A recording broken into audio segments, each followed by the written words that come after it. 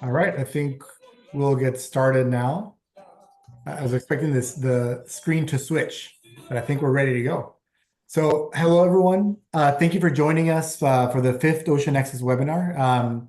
As you know, these events are presented by the Nippon Foundation and Ocean Nexus. And the Nippon Foundation is an international philanthropic organization where we promote actions to achieve a society where all people support one another. And within that Ocean Nexus is a research network of scholars who conduct their research with empathy by employing anti-racist, decolonization, and intersectionality as our analytical lens. As a group, our mission is to establish social equity at the center of ocean governance, and we've done this in many parts of the world. And some of these talks today, though, you're going to see some of our recent efforts to engage more in Latin America with the Latin community all over the world. My name is Andrés Cisneros-Montemayor. I'm the Deputy Director of Ocean Nexus, and I'm a professor at Simon Fraser University in Canada. And today I'm very delighted to invite and have here an award winner, a Marine Conservation Institute leader. Her name is Marce Gutiérrez-Graudiņš from Azul. Azul is a US-based grassroots organization that operates at a national level, but she's also really involved in international things. I had the immense pleasure of meeting you, Marce, in Panama a couple of years ago. It's all a whirlwind. And I've just been so happy with all the work that you've done and everything. So I'll give the floor to Marce in a second for her to introduce herself and give her a talk. I'm just going to do this in Spanish really quick because I think we have a lot of people that are here joining us from different places. Entonces, brevemente, mi nombre es Andrés Cisneros-Montemayor y trabajo con una fundación que se llama Ocean Nexus de la Fundación Nippon. Nosotros somos una red internacional de investigadores que sobre todo nos enfocamos sobre la equidad social en la gobernanza del océano y usamos herramientas antirracistas de colonización y de interseccionalidad. Hoy estamos presentando y muy orgullosos de tener aquí a Marce Gutiérrez-Graudiņš, que es la directora de la Fundación Azul, que está basada en Estados Unidos, pero trabajan con la comunidad latina en Estados Unidos y en todo el mundo. Entonces, vamos a tener este tipo de eventos. El próximo mes tenemos uno en marzo, el 19, también enfocado en Sudamérica, sobre todo en las presentes anales allá. We're going to have more events like this, and next month we'll have one in South America, focusing on artisanal fisheries there. So without further ado, I'm going to kick off to Marce Gutiérrez. Thank you so much for being here. Bienvenida y adelante. Hola, buenos días, buenas tardes, donde se encuentren. Mucho gusto. Thank you so much for having me. Like Andrés said, I'm Marce Gutiérrez-Graudiņš, founder and executive director of Azul. Azul has been around since 2011. I'm very excited to be here today to present our data that we've had from this poll. I'm going to go there very quickly. I've been asked to sort of jump back and forth into Spanish as possible. As a good fronteriza, someone from Tijuana who's had this experience code switching my whole life, I'm going to give it my best. If you have questions either in English or Spanish, happy to do that. Voy a tratar de hacerlo en español en inglés conforme se vaya prestando. Si tienen preguntas, ya sea en español o en inglés, con mucho gusto las contestamos. Y muchas gracias de nuevo por la invitación de estar acá. All right, I'm going to do the share and go into the presentation now. All right. That's what I was trying to. Okay.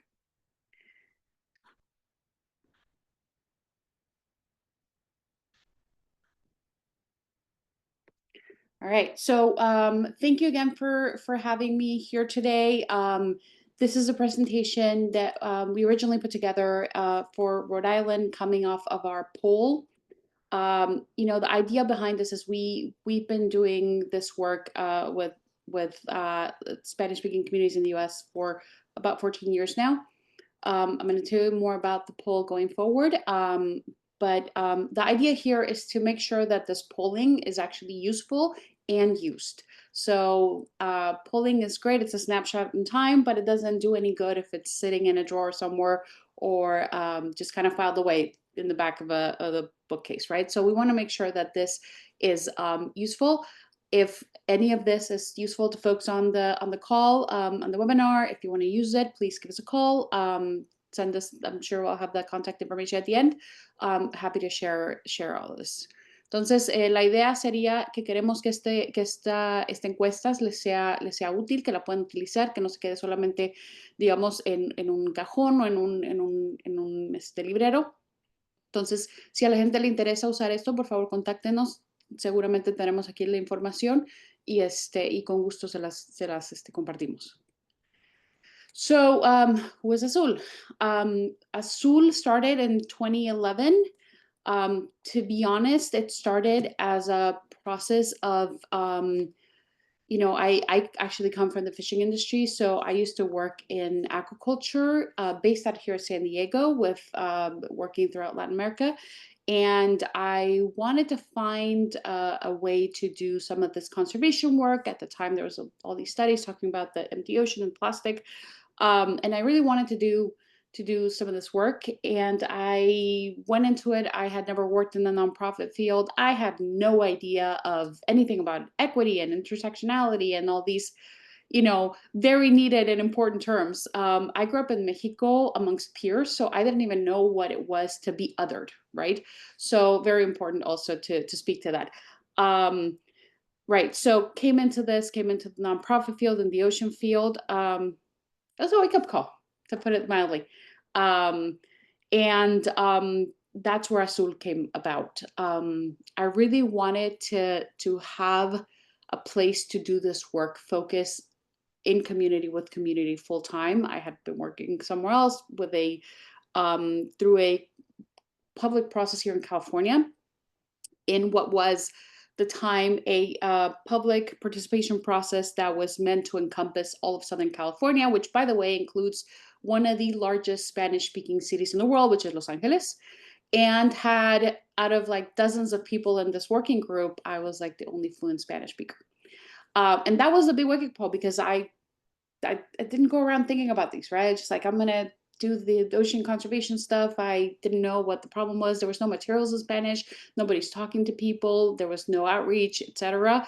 And that's just, Spanish, God forbid other languages, right? That's the one that I could pay attention to. And that's where the idea of Azul started. That's where how do I focus on this? How do I think about, where does my family get engaged in this? How does my family show up to this process? Where does my friends, what about this aunt that only watches TV in Spanish or radio in Spanish or consumes media in Spanish? Where do they get to plug in? And that's where the idea for us started. And so we've been around since 2011. I'm sometimes surprised we're still here. It was a one-person show for about 10 years. Now we have a fabulous team of 10, from San Diego to, Sacramento, DC, Boston contingent, and even Oklahoma City. So it's very exciting to do this work. We do work a lot at the national level here in California. It has been sort of like our bread and butter, and also international, mostly through the Plastics Treaty at this point. So what do we believe? Coming from our own experience, and I think Andrés will not let me lie, we are brought up with this culture of conservation, whether we call it environmentalism or not. And so that's where I was coming out with this. It's like, well, hold on, my mom cares about this, my cousin, my etc. So, but the ocean field is, at least in the US, is quite monochromatic, I like to call it, diplomatically, and very generally elitist. At the time, at least, it has done significant changes in the last couple of years. But, to give you an example, one of these meetings in this process that we had was actually meant to be a public meeting, and public participation meeting, and it was held, and I will never let them die this down, it was held in a public yacht club in Orange County. And then people are like, "Ay, ¿por qué no viene nadie? Why isn't people coming? They're not showing up. They don't care. If they don't do things my way, then they don't care." So that was this idea, and we knew that that was not the case, right? So that's where part of Azul started. We are hand empowered. We are rooted and just really decidedly celebrating our culture, and more importantly, our conservation leadership. So we know that this is something. Sabemos que la conservación es parte de nuestra cultura, ya la conozcamos como ambientalismo o no, a veces lo conocemos como sentido común simplemente, pero algo que queríamos hacer es tener los números específicos, ¿no? Cuando hablamos con las personas que toman decisiones, con los gobernadores, etcétera, preguntan, oye, pero ¿qué piensa fulanito? ¿Qué piensa fulanito? O sea, está muy bonito que tu prima, tu amiga, tu comadre, etcétera, sepan, pero ¿cuáles son los números? So we started doing a poll because, I mean, it's great that you can tell about your cousin, your neighbor, your boyfriend, your whatever, but like we wanted hard numbers. We wanted to have that data. And so it took a long time to get here because dear reader, polls are very expensive. So it took a while to figure that out. And our first poll was in 2022. The other thing that we really wanted to make sure is that we had the best pollsters and the most specifically culturally attuned pollsters. And for that was BSP research. So both Barreto and Segura, Professors Barreto and Segura are long-term leaders and experts in Latino political trends and leadership. And so we wanted to work with them. And that's how it took us a while of looking under the cushions and obviously the support of philanthropic foundations to finally get this polling done. And so we did our first in 2022. This is 2024. Second ever nationwide poll on Latino viewpoints on ocean protections, policies, and recreations. It was let me tell you something. It was extremely nerve-wracking going the first year because we had no idea what was going to come out. We were spending so much money. Again, very small organization, so much money, had no idea where this was going, had never done a poll at this level before. It could have just been like, nonsense. And so when the pollsters came back the first year, and the second and the first year are very similar results. So when the pollsters came back, they were like, well, we really don't see results like this. And this is very surprising because these are the people that are doing the polling at the national level for presidential elections, et cetera. So they're really attuned and they had never seen like polling at this level for like the positives here. And so, without further ado, we'll get into this, but that's the backstory of this. I will say I will eventually start looking for funding, and I would be remiss if I don't say that because we need to do another poll in 2026. I have now been informed by the political science professors that 3 polls in a row make it a political trend. So of course we have to make sure that gets done next year. Right. So obviously, Latino communities are not a monolith, but these results are really interesting. They're very clear because across the board, Latino voters, and to say, this is Latino voters in the US, it was conducted in English or Spanish, depending on what people decided to self-select as. It was 2,500 voters, which that is a national poll, not unlike the New York Times that was trying to peddle something under 1,000 people. We had 2,500 with oversampling in some important places, which we will go into. And what we found is that Latino voters want governments to invest more in protecting our ocean, and very importantly, that we are willing to pay more out of our own pocket to advance ocean justice.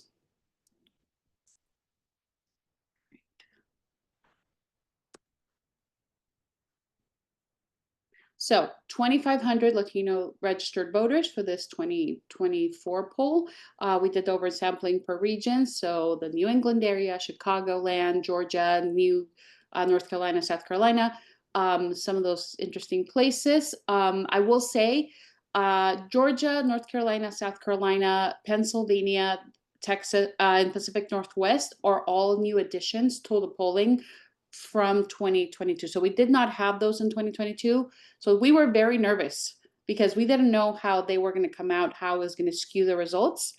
Obviously, Florida, New Jersey, New York, and California, because we like to think we're special.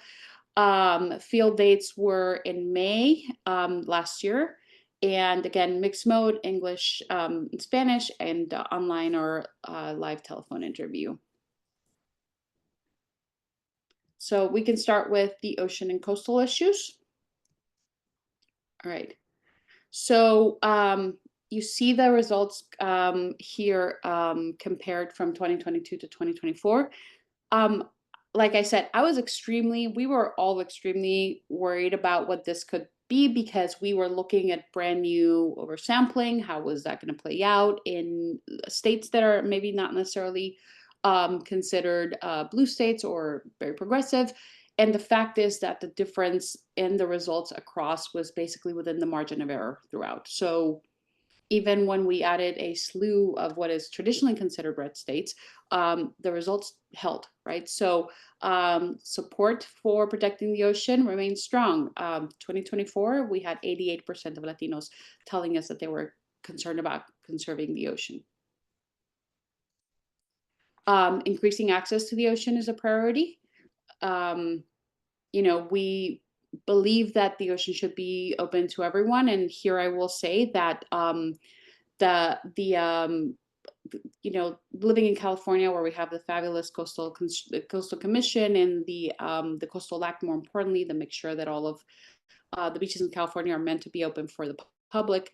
Sometimes you forget that may not be the case elsewhere, or even if they have fabulous laws, which actually Rhode Island has a very good coastal access law, the implementation may not be as successful as in other places.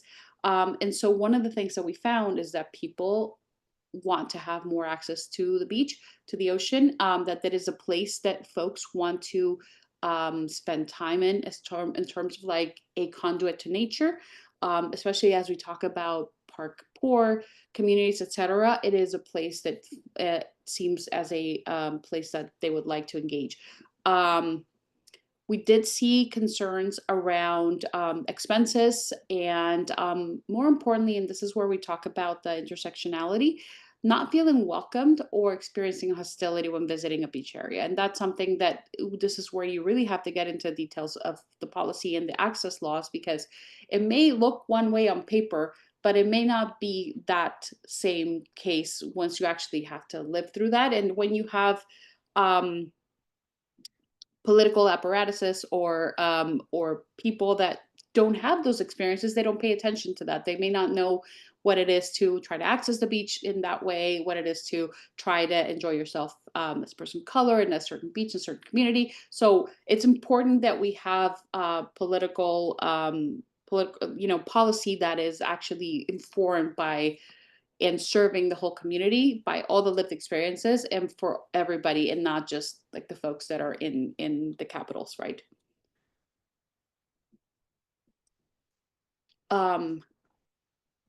So, again, the beach as the first place of choice to go. When given a choice between the mountains, river, lake, forest, or woods, the beach is overwhelmingly the place where folks wanted to go to.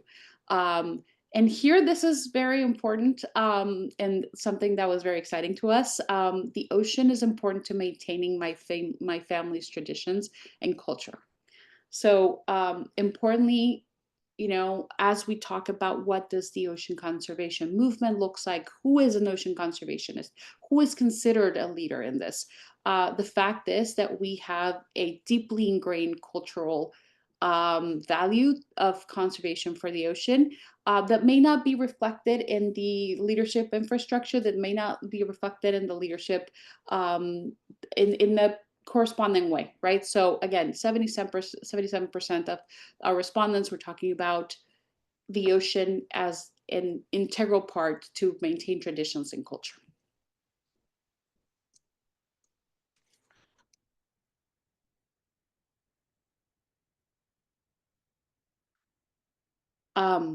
Again, talking about the blue economy, and I know that Dr. Ota is very invested in this and interested in this. Again, we really regard the ocean as that blue engine, not just nature, but also for our economy. And if you look at places like California and coastal areas, you will understand where that comes from. There's so much of that that work in tourism, and not just in the tourism, but all kinds of work that people see themselves as related and supported by the ocean. So again, 92%, 91% talked about the ocean as essential to the economy and, very importantly, the quality of life. here we did some sort of like more not control questions, but just to have an idea of like what is usually asked of like environmental Latino polling. They wanted to have a sense of, we usually only talk about Latino environmental polling about air pollution, water pollution, or that's what the pollster had talked about in their studies. And so they wanted to do some of that to compare within the poll. Obviously, it stays along the way, lead and chemicals and drinking water, considering that, the concern around water pollution, air pollution. But, again, conserving the ocean and even something like forced labor and modern forms of slavery were of concern to folks in our polling. And I can't read the comments, so if people are asking questions along the way, you're going to have to let me know, and I can also switch to Spanish. Sí, no pasa nada. Aquí estoy tomando nota al final. Perfecto. Gracias. So here we wanted to ask people about their interest. One of the things that we have worked on from the beginning as Azul has been plastic pollution. When we talk to folks in the streets, when we do, tabling, when I was going around with my little like mesita and things going around the sobre ruedas and stuff, people want to hear and want to do more about plastic pollution. It is something that is extremely relatable to folks. It's something that they see in their neighborhoods. And it is the most important thing that people talk to us about. Like if I get 20 calls from the public, 17 of those are going to be about plastic, like, believe me. And so part of that, and I do have my props, is, we did a campaign here, the El Plástico, which is all around the grandmother bag, we call it, bolsa de abuelita. Again, trying to celebrate this tradition of conservation, and this is a very, like traditional bag that you find all over the world, but obviously this particular one is the one that my grandmother used to have. And again, something that people see as like, well, I've been doing this since before the organic market had the, fancy ones. Like my grandmother used to do this at the market, my mom, et cetera, et cetera. So it's important again. And then going into the results here. So we asked at the time, conserving 30% of land and ocean waters in the United States by the year 2030. What is usually called the 30-30 campaign. We had 81% folks supporting it. Do more to prevent plastic pollution, 88%. And these are, again, the aggregate national results. Invest more in enforcing laws against illegal fishing, 82%. Ban the use of single-use plastic products, okay, 73%. And I'm pointing this out because of this new conversation around executive orders and whatnot on straws. Requires switching to cars and trucks that are hybrid or use electric power, 58%. That goes down a little bit further. Hold plastics manufacturers legally and financially accountable for plastics pollution costs for their products. This blew me away, 77%. So there is a strong correlation where people do see that responsibility and are actually understanding where that comes from, and they would like to hold that accountability. And then the one that we're working on the most here is create a legally binding international treaty that aims to end plastic pollution, 75%, and create an international body to identify instances of forced labor in the fishing industry, 80%. So again, extremely progressive views across the way.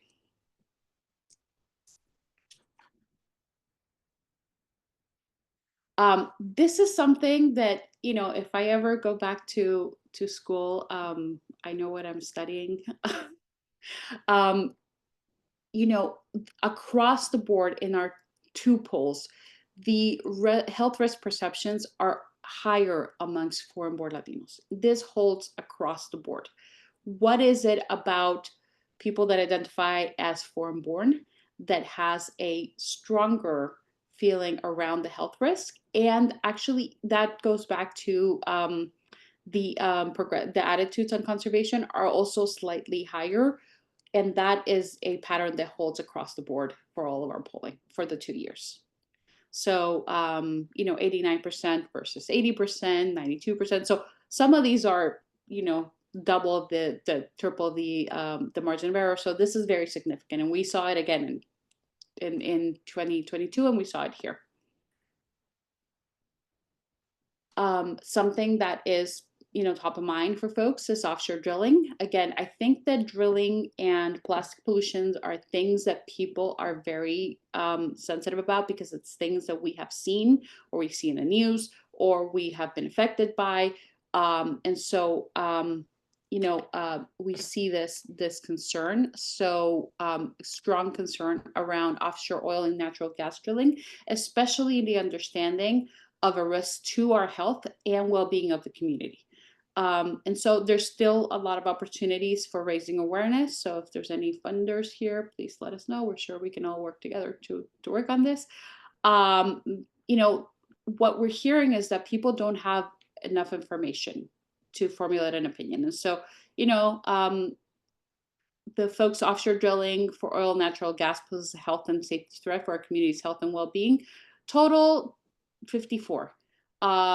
This was a little bit lower. You see the results. Obviously, some of them are higher than others, but at the same time, you say, oh, well, California would be the highest.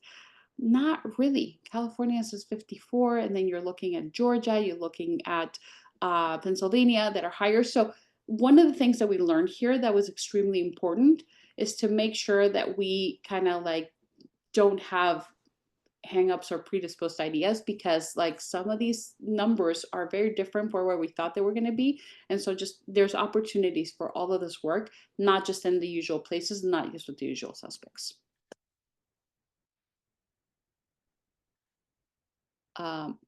So the public agrees that the environment ocean is in crisis and disagree strongly with inaction. When we do look at something like using the word or the term climate change, that's where things get a little bit iffy. So the same folks that are very supportive of ocean conservation are saying they disagree with climate change emergency, right? So very interesting to look at what is the wording, what is the messaging here, what things have been politicized, what things are maybe over sensationalized in the conversations, and talk about those. So one of the things I'd like to point out that people disagree that polluted oceans are able to clean themselves. So again, there's this concern and there's urgency in the public talking about all of these issues. People worry about the health of the oceans, and could we develop new technologies to keep them clean? Yes, but we actually have to take action. So that is something that is well thought of. And then we go into more policy issues. Ending plastic pollution is part of our ocean justice policy goals across the board. Again, Latinos everywhere in the country supported this idea of ending plastic pollution. And again, Chicago, Florida, Georgia, amongst the higher ones, higher than California, higher than, worked at the same level as Boston. So very important to have an open mind and how we do this work and think about these opportunities and these places that are right for collaboration there.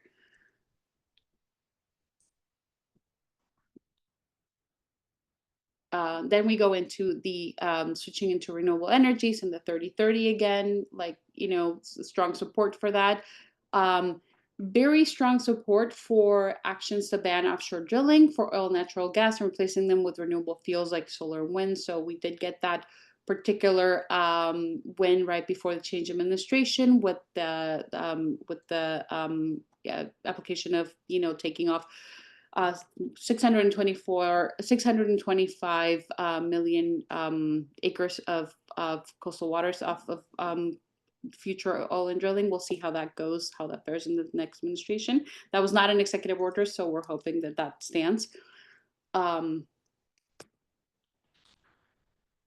again, I want to point out that these voters told us that they support a drilling ban, even, and this is something you will find in other polling with other issues, if it means paying more at the pump. So we as an electorate are willing to tax ourselves to get this done.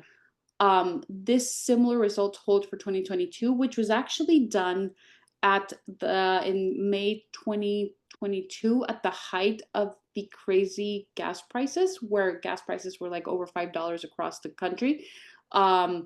Same here, these were like not the lowest tax price, the gas prices, and people were still holding to that. And we really wanted to make this have this question, because the pollster told us, well, you know, if you ask people, do you support banning offshore drilling? Everybody wants to be the good guy. Like, everybody will say, yes, of course, I, you know, protect the ocean. But if you say, are you willing to pay more for that? That's your real control question, because people here said yes. You know, a majority of people were willing to tax themselves to do this, even if it meant paying more for gasoline and household gas. So very important, and I hope that decision makers pay attention to this. Something that is, I think, an issue that needs to be talked about significantly more, but is of interest that we saw here, is a concern for illegal fishing, unregulated fishing, and we understand that that is a very nuanced conversation. But again, even if they're willing to pay more for fewer fish, in this sense, we're talking about more industrial fishing. But it is a big concern. 75% of folks telling us that they were willing to pay more for fewer fish if that meant that it combated illegal, unreported, and regulated fishing activities. And very importantly, and this is the big one, Latino voters told us that they will vote for candidates to protect the ocean and the coastline. So there are 80% of our respondents told us that they were more likely to vote for a candidate that they perceived as an ocean champion, if that was something that was offered to them. So again, you know, from 87% in the tri-state area in New York and New Jersey, but also as strong as 82% in Texas, right? And also as strong as 77% in Florida, and also as strong as 81% in Georgia. So again, this is a shared value. This is something that is seen across the board. And very importantly, we go into the policy regression. We also have these results in, obviously we're a nonpartisan organization. With these results hold, obviously not as strong, but they still hold for people that identify as Republican, people that identify as independent, and people that identify as Democrats. So like the positives hold across the board relative, regardless of people's political leaning and affiliations. Okay, I think that's it. Okay, well, this is where you can contact us. We are still working on putting more of this out. We've, you know, recently had the presentation in Rhode Island. We are working our way through doing the focus and sort of like the snapshots of theme. So if you're in some of these areas that are here, please give us a call. But I think very importantly is the opportunity here. And even though we all knew that this was something that we saw in our daily life, you know, as important as lived experiences, this is now fact, right? So when we talk about decision makers, it is extremely important. I will be the first one to talk about the lived experience, but now this is fact. As we talk about people that have to take decisions, they are now just facts in front of them with a very robust national, you know, poll. Yeah. And that's, we can go into other questions, but that's the general polling presentation. Muchísimas gracias, Marce. Thank you so much. There's son resultados súper interesantes. I'm just so struck by what you said at the end too, right? I mean, so often we know that people care, and we can tell people about the experiences, the examples, and everything, and they doubt it. And just what you've done here, it's okay, here's the numbers, you know, and hopefully we shouldn't need to do that all the time. But here it is, ¿sabes? And it's, you know, it's hard to go through the experiences that like lead you to do an actual poll, to be honest, because a lot of those are frankly gaslighting and ignoring the community or denying the leadership or not including folks. And that's how we end up having to say, well, okay, hold on, maybe you don't believe me, but here's the actual facts. Here's a national poll that we need to do. But we're hoping that is starting to change. I have seen some change in the field in the last couple of years. I know that you all folks do some fabulous work on this, but like our hope is that factual and national polls, robust polls like this, ideally change the conversation, not just with decision makers, but also in academia and in other parts of conservation. So tenemos unas preguntas. We have a few questions from the answer. Maybe si no te molesta, Marcelo, I can just read them out for the so you don't have to scroll through. So a ver, vamos a empezar. Claudia Delgado. Hola Claudia, y bueno, da la casualidad que conozco a Claudia, la doctora Claudia Delgado, que ella está en Chihuahua. Ella hacía un comentario muy interesante respecto al punto de que los nacidos fuera de Estados Unidos también tenían o sea, les importaba muchísimo, incluso un poco más que los nacidos ahí, ¿no? Y él lo que mencionaba es que a lo mejor preguntaba que si esto a lo mejor podría deberse a que los nacidos fuera ya tienen experiencias familiares o de comunidad con riesgos o daños al ambiente, ¿no? Que a lo mejor precisamente pudieron haber sido parte de la razón por la que emigraron. And I was just saying, so this is from Claudia Delgado, and she was mentioning maybe the reason she's asking if perhaps the reason that foreign-born Latinos everybody cares obviously about the oceans, what your results show, but they even care a little bit more, perhaps because they have those experiences with environmental damage that perhaps even contributed to them migrating. So that is obviously the very expensive question here. We have the quantitative. I think that there's significant qualitative questions to be followed up. Our pollsters were talking about some of that, the firsthand experiences. Maybe of we also saw the same relationship with people that were Spanish dominant or Spanish preferring versus English preferring. So we saw a similar relationship in the results versus like folks that were foreign born.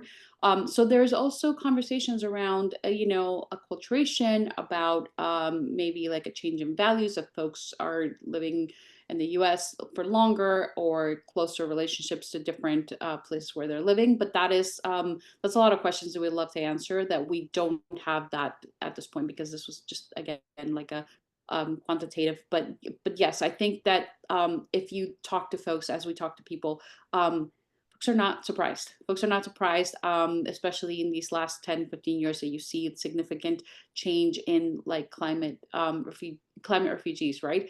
But yes, and again, if you talk to folks that are doing that field work, that are doing that work in Latin America, they probably have more ideas around that. But this is but a start. We are advocates. We are ocean advocates. So there's definite significant myriad of questions that should be answered here, ideally. Mm-hmm. Mm-hmm. Gracias, Marce. This next question is from Brian O'Neill. They're saying, I realize the poll is new. Could you speak to, or what did you find about how concerns about ocean pollution might or may not intersect with social and demographic factors like class or income or racial factors? That's something that you'll be looking at, or maybe in future reports. So we're still processing this, but yes, we have the crosstabs around income, and I think somebody was talking about national origin, also about educational levels of educational attainment by gender, etc. So we're still working on those. Again, we're like a tiny organization, but the idea is to continue to have these results processed and formatted, and again used for more, and ideally as well as we start planning how we fine-tune our polling for next year. So I would imagine that that's going to happen in the next couple months. Right.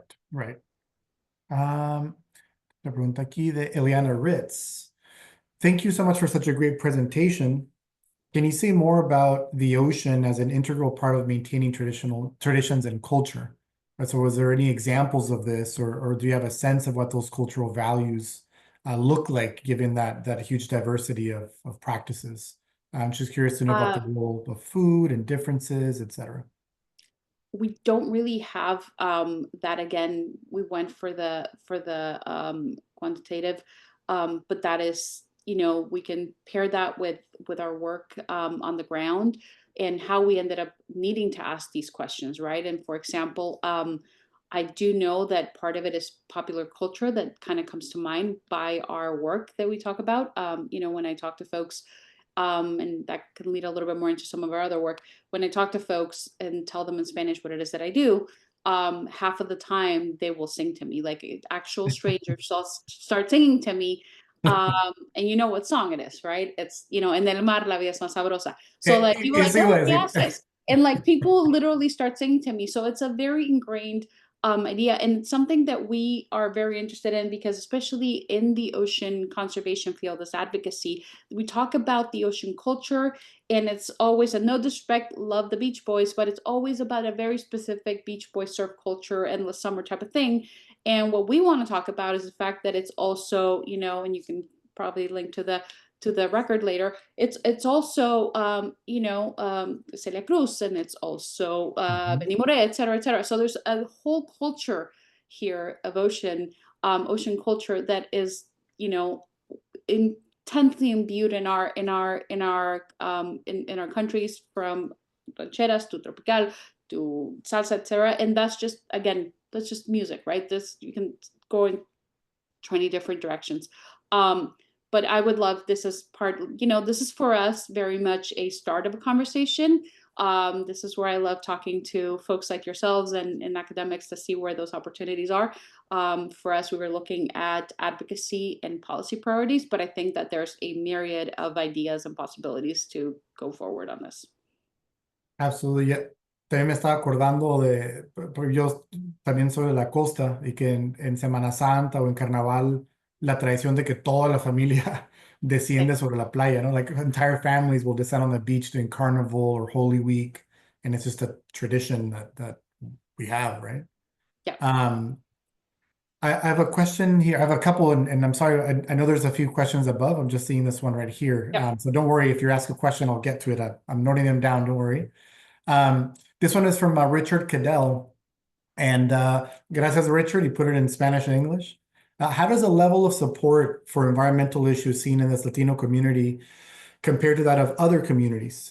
¿Cómo se compara el nivel de apoyo para el medio ambiente entre los latinos con las actitudes de miembros de otras comunidades? Me supongo que se refiere dentro de Estados Unidos, ¿no?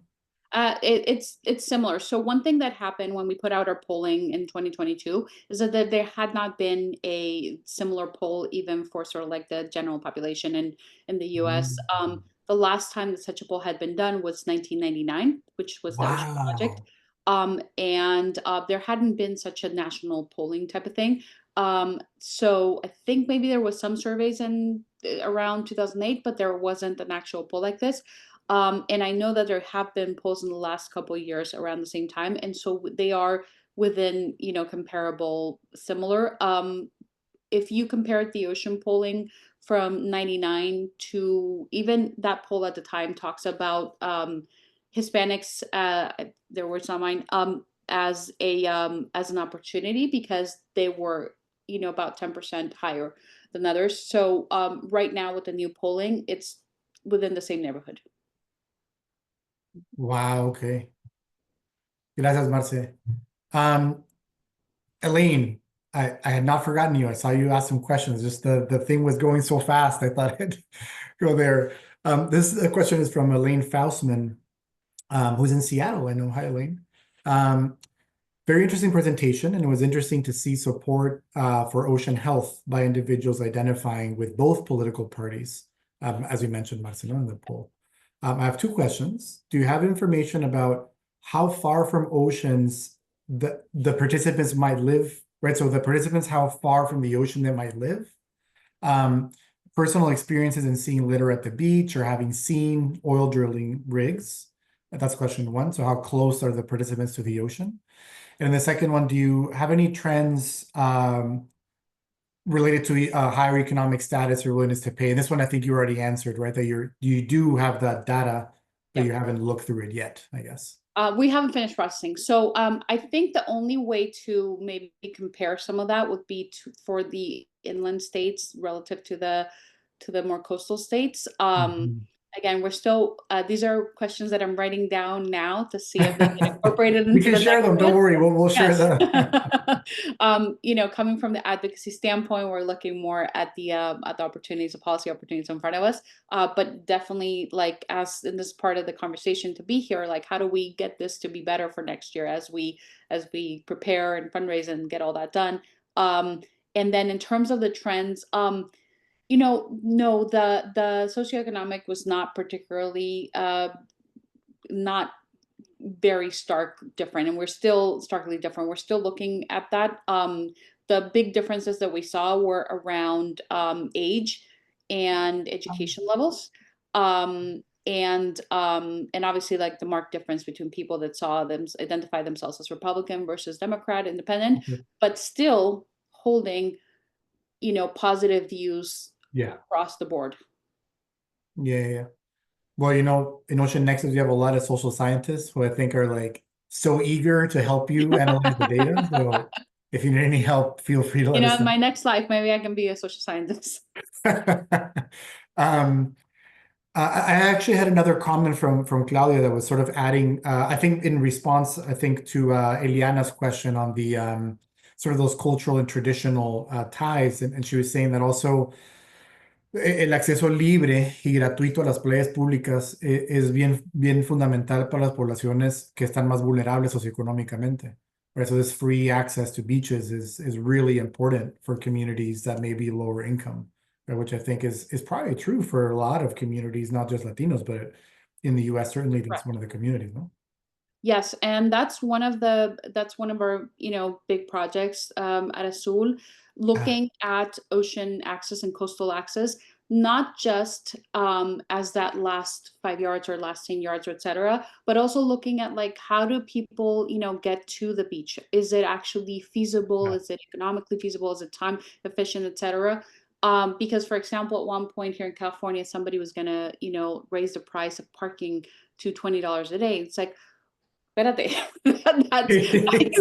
I can make a whole lot of sandwiches for my kids with that and make it a day, right? And so, like, understanding that really have to consider all of these things.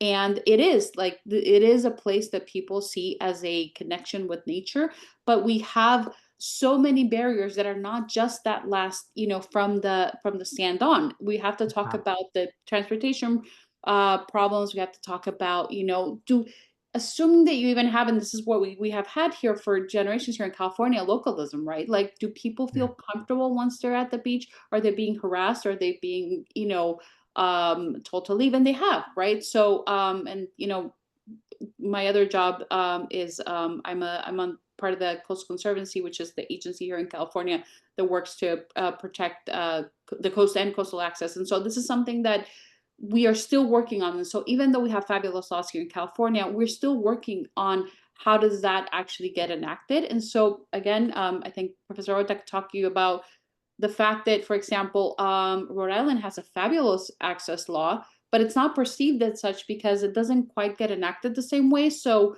again, yes, please. I think he's raising his hand. Is it for me? Yes. Yeah. Okay. I'm sorry, everyone. I've been staying here for some time. So just the one question. When we actually work on the international communities, there's always a difference between how you see the ocean. In States or, you know, Europe and United States, they see kind of like an environment without people. So when we talk about the ocean, it's like nature, you know, it's not really including the people. When we see Asia and other places, it's really environment, including the people living in there. So, I mean, people can argue that there's nobody living in the ocean, but I mean, we live on the ocean and then we live quite close to it. So among Latino community, in your opinion, it's probably not in a poll, do you see like Latino community actually see ocean and the nature or environment, including people or excluding people? How? No, yes. Well, I think that when we talk about this, pristineness of natural spaces, which is extremely exclusionary and extremely elitist, that's just a very U.S. specific context, and we can go back into Dilo. the racism that created the national parks, etc., whether we like them now or not. So that very that's a very colonialist view, and I'm sure that you can talk more about that. To have this perceived like emptiness or pristineness, and the idea that like just even the idea that use or habitation or etc. has to look exactly the way that X people do it, and maybe they are there, but maybe they're not living, using, enjoying the same way. So you're not perceiving it the same way. So maybe you think they're not as. So we do see this extremely different idea. I would say that we can see a difference between a generational shift, where again, that's very much probably an acculturation of American, U.S., North American culture, and that still existing idea of the pristineness of these places. But no, in our experience throughout, it is, and this is what we talk about, like, what is ocean justice? Ocean justice is conservation with people at the center, right? Like we are not in any way separated from it. Obviously, I'm not sleeping inside the ocean, but it is a local place that it is part of, with etc. And so no, we don't see the separation whatsoever. Thank you.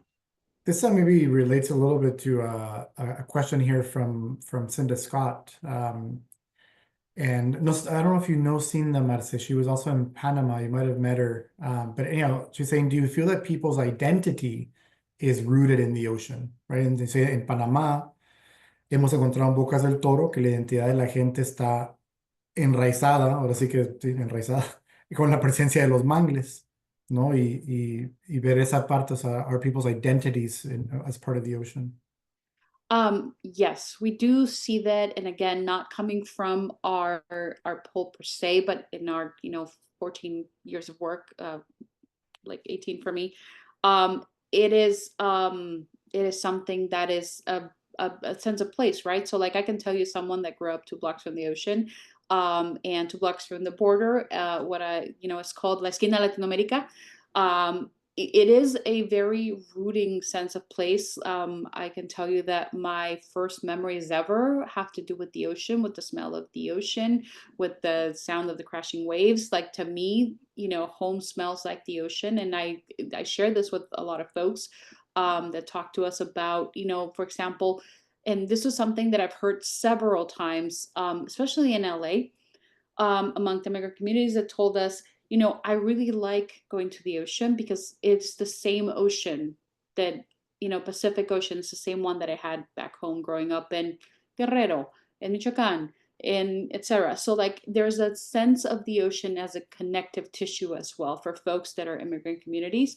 And that even though, and like the actual scientists can tell me more about the currents, but like even though like folks are in a completely different environment, thousands of miles away, there is a sense of home and location transportation within the ocean that feels like home for folks. And we hear that over and over again. Voy a combinar 2 preguntas. I'm going to combine 2 questions because we're almost running out of time, and I'm hoping, this is so great. Gracias a todos porque la discusión está buenísima.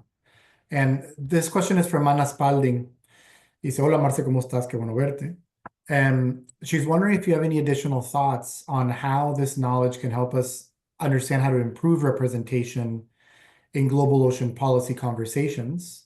And then there was another question, otra pregunta que preguntaba, have you shown this to policymakers and kind of what has been their reaction, right? As you kind of go from this into policy.